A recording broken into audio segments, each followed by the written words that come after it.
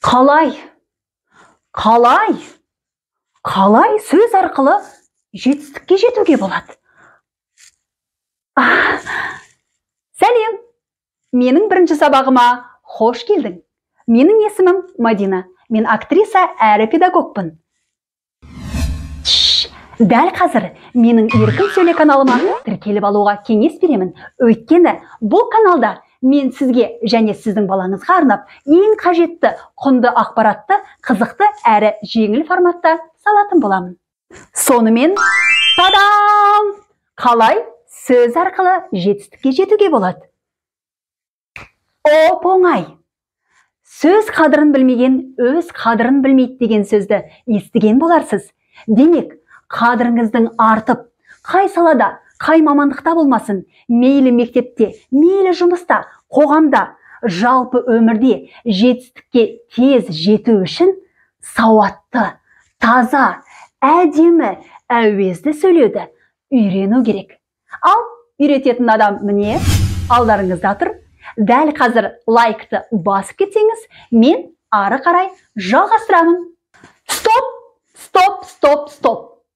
Дәл осы жерде мен ең маңызды ақпаратты айтқым келеді. Дұрыс сөйлемес бұрын, ең алдымен дұрыс тыныс алуды үйренуіміз қажет.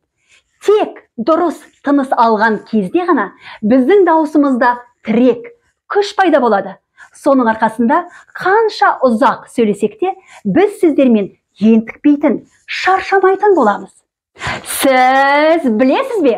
Жалпы тыныстаудың 3 түрі бар.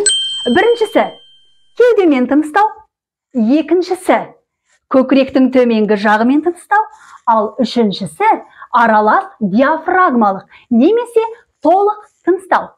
Енді сіздермен эксперимент жасайық. Эксперимент барысында сіздің дұрыс болмаса бұрыс тыныстайтыныңызды тексеретін боламыз. Ол үшін дәл мен секілді қалыпты жағдайда тұрамыз.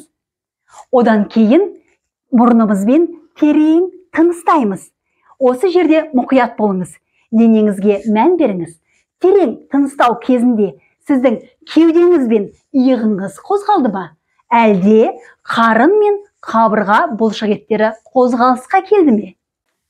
Экспериментті жасаған болсаңыз, жауабыңызды дәл осы видеоның астына жазып кетіңіз. Екінші сабақта мен сіздің қалдырған жауабыңызға анализ жасап, одан кейін дәл сізге арнап, дұрыс тыныстауға арналған 3 техниканы беретін боламын. Достар, видео ұнаса, каналыма тіркеліп, лайк басып, комментарий қалдырып, келесі сабақты жіберіп алмас үшін қоңырауды баса кетіңіз. Өйткені мен сіздің де еркін сөйлегеніңізді қалаймын.